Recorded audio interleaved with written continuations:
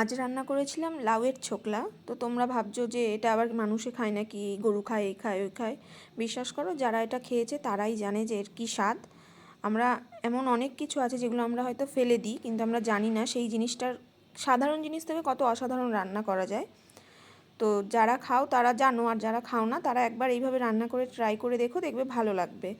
তো আমি লাউয়ের ছোকলার সাথে বেগুন আর আলু একদম সরু সরু করে কেটে নিয়েছি, আর টমেটো কুচিয়ে নিয়েছি।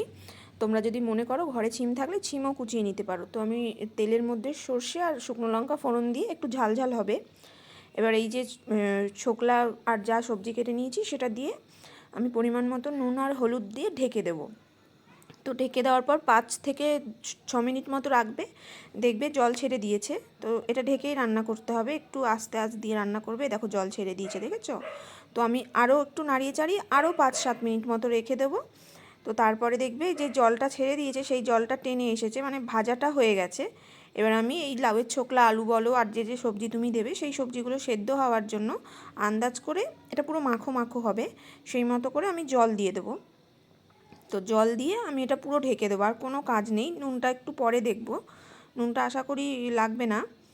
তো আমি একটু সেদ্ধ হয়নি, তারপরে দেখে নিচ্ছি নুন ঠিক আছে নাকি। তো দেখো আমি মোটামুটি 10 মিনিট থেকে 12 মিনিট পরে দেখলাম, তো কালারটা চেঞ্জ হতে লেগেছে। আমি নুনটা দেখে নিয়েছিলাম, ঠিকই ছিল। এবার আমি চিনি দিয়ে দিচ্ছি, একটু মিষ্টি মিষ্টিও হবে, ঝাল ঝালও হবে। আর সাথে ধনেপাতা অ্যাড করলাম, যেটা শীতকালে মাস্ট, সবার বাড়িতে আশা করি রয়েছে। ধনেপাতা দিলে রান্নার টেস্ট দ্বিগুণ হয়ে যায়, সেটা তোমরা সবাই জানো।